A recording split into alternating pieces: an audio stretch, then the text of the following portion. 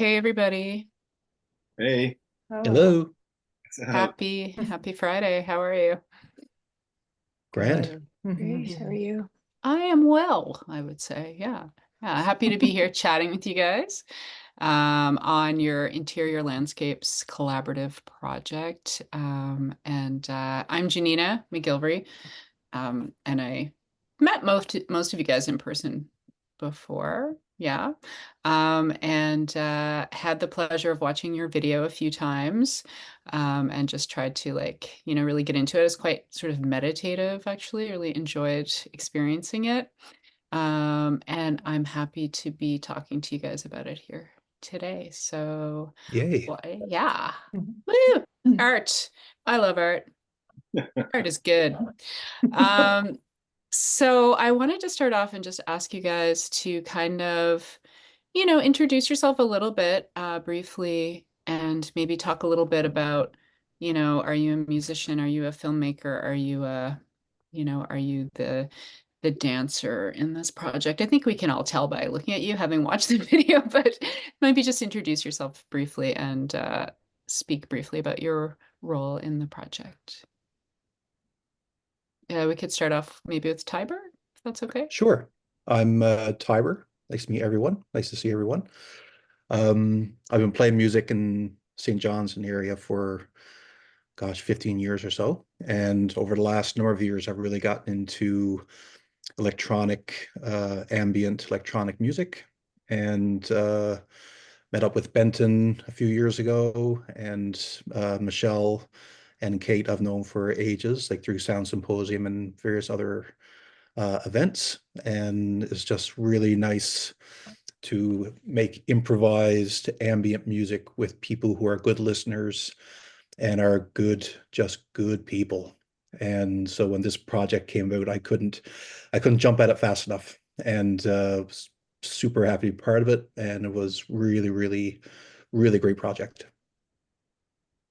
Cool. And yeah, you're in a band actually, and the name of your band is Vainweather, I believe, is it? Vainweather, yep, You're in a kind of collaborative project with a few other people here, yeah.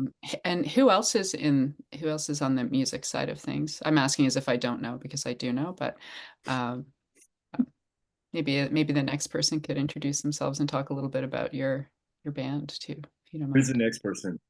That could be you. Yeah. Made eye contact, so Oh, virtual eye really? contact. Yeah. Yeah.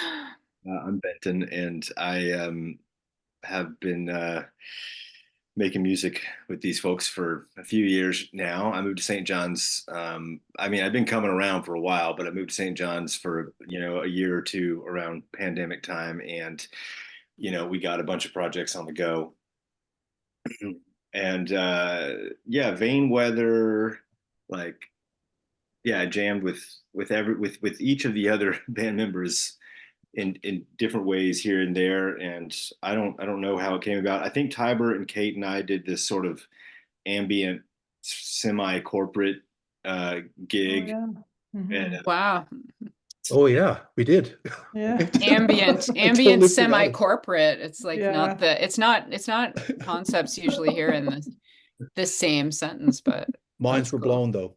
Yeah. Mm. mine were subtly, very subtly blonde, kind of, yeah, were short circuited. And but I don't know why Michelle. I mean, it made total sense that she should have been there, and Michelle and I worked together on so many different things, and I know she had Mhm. probably played in bands with Tiber before, and I love one of the things that she had said about a band that she had previously with Tiber is that that they never their only rule is that they never rehearsed.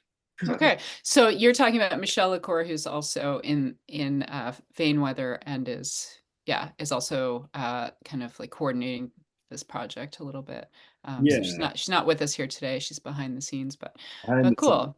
Yeah. So Tiber, Benton, Vainweather, no practicing, No practice. semi-corporate ambient. Okay, got it so far. And who's the next member of Vainweather that we have with us?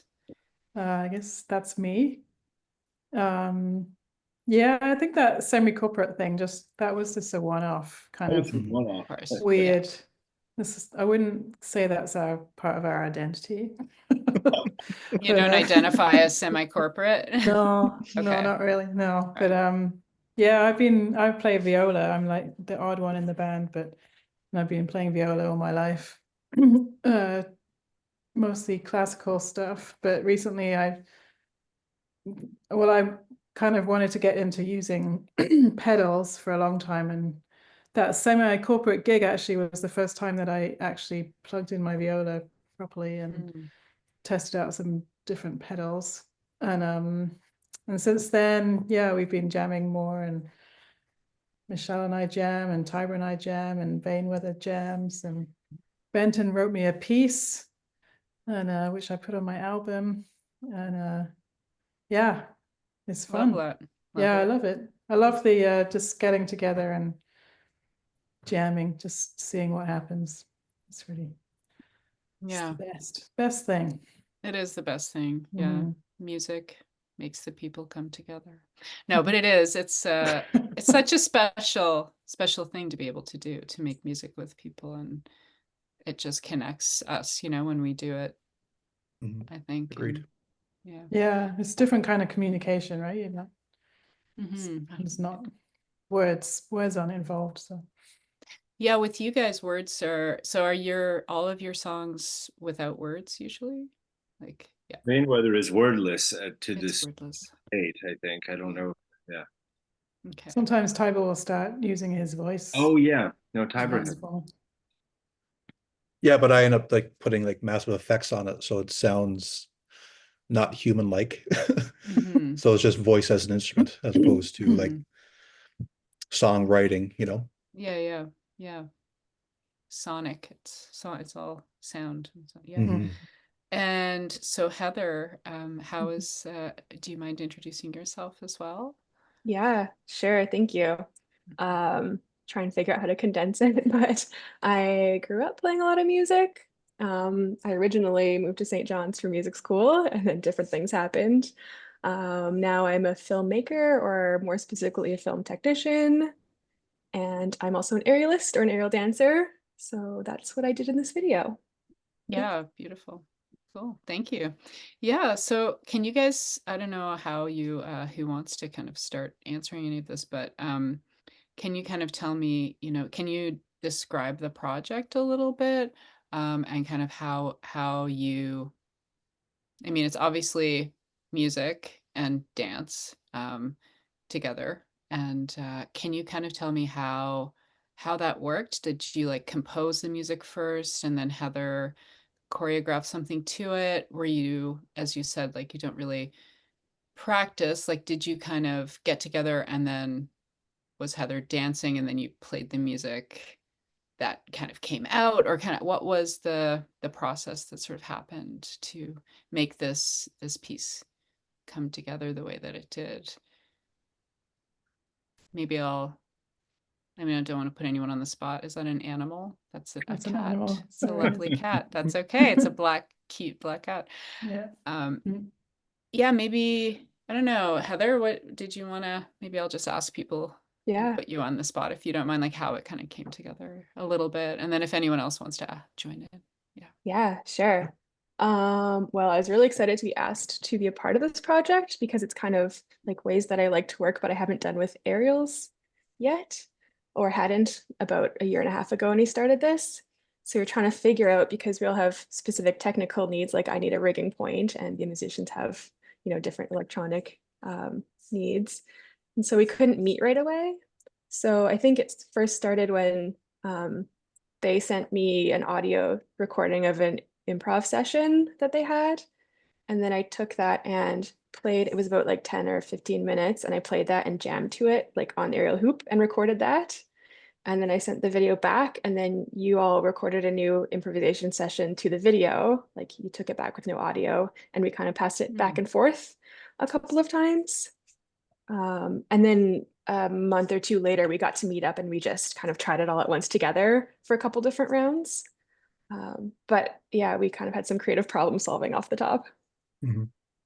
Cool. Yeah. So it really truly was like collaborative in that sense, and that there was a lot of back and forth, and in the creation process kind of thing. Yeah. And how was it kind of on the music end of things?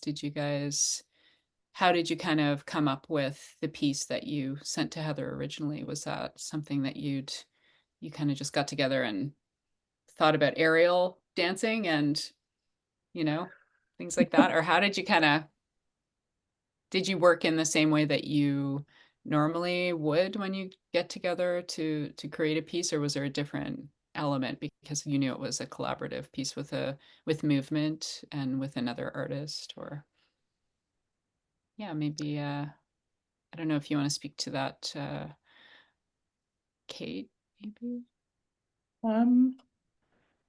Yeah, I don't know. I can't remember. I think we just jammed in our usual jamming kind of way and then sent it to Heather. But I might be wrong. Anyone else remember anything different? I don't. You did Oh, your sorry. thing, basically. I You did your think so, thing. yeah. Yeah. I did that thing. Yeah. Did the thing you do. Yeah. Yeah. Sorry, what were you going to say, Tiber? I was going to say the few times that we did go back and forth, I wasn't like speaking for myself, like I wasn't really thinking about the aerial, like the visual part. But I do remember vividly the very first time we were all in the room together, right? Because then that was it wasn't amazing. like we're going to do this for someone to hear this later, and then we're going to see something later and we'll respond to something later. Like it was like in real time, right? And for me, like improvisation, the reason why it works and why it's so amazing is because if people aren't listening, it's a train wreck, right? And so just listening to yourself is like having a really nice conversation with really good friends, right? Like you don't need a script. You know where the pauses are, you know where the themes are, you tell when topics are going to change. You know when to back up and not speak anymore, you know, to let other people talk, and not dominate the room. So the first time we met up, and the very first time I spent a lot of time looking at Heather. But then when I watched that video back, like I don't think I looked at her once when we did the actual recording, because I was just so locked into like just the sound and responding to other people. But I would look at Heather on occasion and see what she was doing. And for the recording itself, I was really aware of Heather. But when we were going back and forth, it was like, oh yeah, there's aerial bits. And now I was in my head a little bit like, should I make sounds that sound flighty? Like I was thinking these like weird thinky things. But then when we actually got in the room together to do it, it's like you're in a room with like really good friends and you're just having this conversation and just listening and being mindful of the inputs and outputs. You know what I mean? So it sort of happened like a bit organically, maybe. Oh, definitely. Yeah. It's like when you have to, there's that strategy of drawing that you're supposed to look at the thing that you're drawing, more than you're looking at the page kind of thing, which sort of, maybe you had a moment of that. I don't know, maybe I'm projecting that onto it, but that you're that you had something composed, but there was an element when you all got into the room together that sort of came out. Yeah, and I'm pretty sure that we were listening back to what we were playing while watching the video back from Heather. It probably sounded nothing like what we did the day of. You know what I mean? Because like you're just making the sounds and like doing the things like amongst the musicians. Yeah. But then the day of with Heather in the room and all of us together, then it was like, whoa, now there's like, there's more synergy, and more aware. Like literal energy in the room together. Literal energy. Yeah, that you're exchanging with each other. And what was your appreciation of the and a sort of more close-up appreciation of her art form, I think, as well. Which, you can't, I mean, like most things, you don't really have a sense until you're in the room with it. Absolutely. Agreed. So that was, helped lock in, I think, a lot of ideas and textures. I mean, things that might have been a little bit more abstract to begin with, and Yeah, there is a real feeling, there is a real energy in the recording, which I think, would again be something different if it was experienced live by me in a room. But I still felt the energy of it. You know what I mean? Like there was still something sort of really rich about the collaboration, I think, and about the kind of relationship between the movement and the sound, and that, you know, you wouldn't know that it wasn't just sort of, you know, happening and composed together like that. Yeah, came together. Yeah, really flowed well, I thought. Thank you. Yeah. Yeah. Like Tiber was saying, like for me as well, I was just learning to not make really literal movements. Yeah, you're like, in response to like, yeah, yeah, there's a right, sound go that's up going and like go this. down, and yeah, Yeah. yeah. But it Sorry, was this is not what you were doing. I no. apologize for reducing your anyway, carry But on. I would think that the aerial form, like I don't know, coming into this, I thought, you know, the aerial hoop dancing form is not one that lends itself normally to very literal movements. But I could be wrong. I know it as well as you do, but that was one of the things that I thought was like going to be a great fit going into the project. And we play not literal music. I mean, like it's not structured You're as not such. like Like the it's itsy bitsy spider, you know. right. You know, comes to rain. It's like more energetic, I guess, Heather, would be your is that kind of what you mean by like not literal, but like responding, oh, it's like the sound is going up now, so I'm gonna go up, or Yeah, like, or how there's did little you blips, or there's like spinning, like it can sound like spinning. So do I start spinning like right away, or yeah. Sorry, I cut off your question though. Oh, no, that's, yeah, no, I'm happy to hear your experience. Yeah. Yeah, because I did notice a couple of places there where there was a lot of synergy with the sound and the movement. But yeah. Yeah, and just figuring out what points I respond a bit more directly. But yeah, I remember the first time that we practiced together, which was just, yes, I think so cool for me as well. And I remember we did 3 jams, and I wasn't sure how, like I think one of them, I was figuring out how to work with you guys in person, and I think one we did like inspired by the color purple. Like, okay, let's go purple, see what that sounds and looks like, which is just like really simple and really fun. I was gonna say, like, were there any like, inspirations like that, or intentions or anything like that set by anyone? But yeah, purple. Yeah. Cool.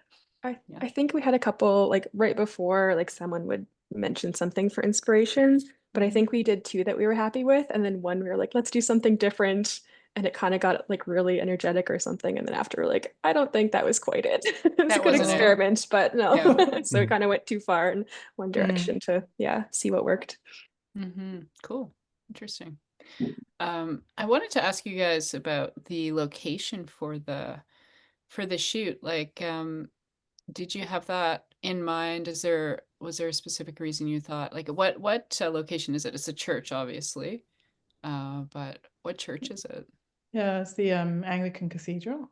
Okay. I think we were discussing different possibilities. There was some talk of doing it outside, but just getting all that equipment outside is tricky with weather. Have to have like perfect conditions. But yeah, I don't know how we got exactly that space, but it's beautiful with the light, the windows, And also Heather's rigging is like pretty substantial, so that it would have to be like a reasonably big space with high ceilings, and also just the acoustics of that setting anyways is amazing. You know, like natural reverbs and the low notes really permeate, and so it worked out really well. Yeah, my aerial rig is 15 feet, and it has like a fairly wide footprint base that it needs as well. So we wanted somewhere that would fit it and that just looked nice, that we didn't have to do like a big film lighting setup, that was more natural, I suppose. And so we were really lucky to be able to film there. Yeah, wow. Nice. Repurposing churches for art. Love it. I love that. Yeah, it kind of reminded me a little, it made me think of, when I was thinking about the location, I was like, I wonder if they chose that location for a reason. Obviously, some of the reasons were practical. It was like a bonus that there was a good acoustics in there, things like that. But I don't know if you guys have read the book, David Byrne's book, How Music Works, if anybody's I have familiar actually. with that book. I've only read it about 8,000 times. You've read it 8,000. Well, give or people. take. Yeah, it just made he's me my think dude. of it. Yeah, it's a great book that obviously talks about pairing music and how music kind of changes according to the place that it's played in. And yeah, I just thought it did add an element. I wondered if it had an impact on how you played or heard the music, or Heather, if the location had an impact on you. Just curious if, or were you just like, this sounds really cool because it's in a big room. Nice. Yeah. I think guess it definitely changed how we played. Yeah. Definitely. You think so? Yeah. Oh, definitely. Like if you look at a piece of still art in silence or in really happy, pleasant music or really dissonant music, like the art looks different. Like it just does. Like the input information is different, and what's around it shapes your perception of it, right? Yeah. So if we did that exact same recording in a different room, it would definitely have been different. Yeah. Like without question. Interesting. Music Yeah. would have been different. Like we wouldn't the everything would have been different. We wouldn't have played notes. You wouldn't have moved in that way. You know, Interesting. place is very important. I agree. Yeah. Yeah, it was just so like we didn't capture how big and expansive it is and how tall it is too. And so like I start on the ground, but just like when I get to go up towards like the sound just like bouncing around everywhere, that was just like so special and unique to that place. Yeah. For you, it must have been, being, and like when you're on the ground versus when you're higher up, like things are changing. Yeah. Interesting. Cool. So would you do this performance, do you think, live at any point in that church, or is that something you think you would you, do you think this was like a one-off, or do you think you'd work together again? Just curious. I would love to work with Vainweather again. Yeah, Yeah. absolutely. Count me in. It'd be cool. All right. Yeah, it'd be fun to do it live. Yeah, it would be. I think people would really enjoy it to see it live. Yeah, it'd be cool. Well, thanks, guys. I mean, I don't really have any more questions, but if there's anything else you want to add, or, feel free. And okay, fair. Awkward phrasing in there. If there's anything else you want to add, no? Okay. It was bye a now. really, it was a It's wonderful been a pleasure. experience. It's been a pleasure. Okay, good. And it was a wonderful Good. Speaks for experience. itself. Yeah. That's the thing, you know. Well, That, thanks yeah. I'm very grateful to the folks that put the project together and made it all happen. It was really very cool. Such a special project, and I feel really lucky to work with my collaborators, and it really just got me thinking in a whole new way. Yeah, I was gonna say like what impact it kind of had on you. So after you worked together on this project, did it have any impact on you kind of individually or as an artist? As a result, maybe Heather, could you speak to that? Yeah. Well, it kind of got me thinking or working in a different way than I had been, because like a typical aerial performance is like 3 to 5 minutes, and you have the splits where people know to clap and these big kind of movements, and it's very showy.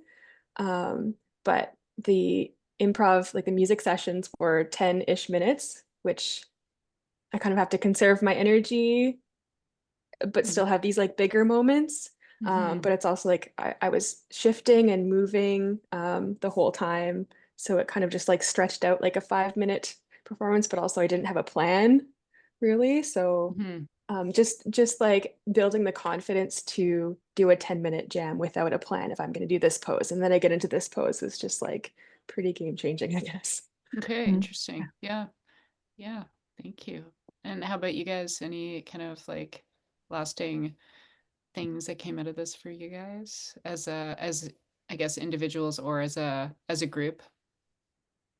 Our jams tend to be, I mean, it was nice to actually have some, some dialogue with some constraints about like not going on and on, because like our jams be like half an hour or longer, so once we realized that there was, we had to sort of think a little bit differently about time and how moments can flow more quickly and still preserve this idea of length and expand. I felt sort of kind of fun to think with that in mind. And for Interesting. me, improvisation is terrifying to a lot of people, and not having a structure and a plan and going in blind is potentially terrifying because it could be a train wreck. And a lot of times when I like with these guys, like without the visual input, like a lot of times, like my eyes are closed, like I'm just responding to the sounds around me without this visual input. So having Heather there, like it just made me like ultra mindful of the space I was in, because now I couldn't keep my eyes closed the whole time because I want to respond to how Heather was moving, Right, right. and she's responding to us, and I'm looking at Benton, and then so there's more than just audio input, and Yeah. it just made me super aware of and present of the space that I was in. Interesting. And If Kate, I- oh, I'm sorry, Heather, go ahead. I can please. just jump in before Kate. Of course. To contrast what Tiber was saying, when I was editing with Michelle and looking at the project, I told her like I can't actually see the musicians, which is why I don't, and she found that really interesting. Because you guys are looking at each other, but I'm spinning, so I kind of know where you are, but like I'm not looking like at you guys. sonically experiencing in a different way. Yeah. They're like soft focus. Yeah. So yeah. Anyway. Yeah, I think for me that having the element, like the visual element, and that collaboration with a different kind of artist is really cool. Just yeah, it just opens up something else in the improv, and you got something else that you're responding to, and it's not sound. So yeah, it's cool. Well, pleasure, guys, to chat with you all, and thanks again for your beautiful piece. I really enjoyed it, and thank you. I guess happy holidays are upon us, and so take care, and we'll see you around town. Indeed. All right, Thank you so much. Take care, everyone. Bye, guys. Bye.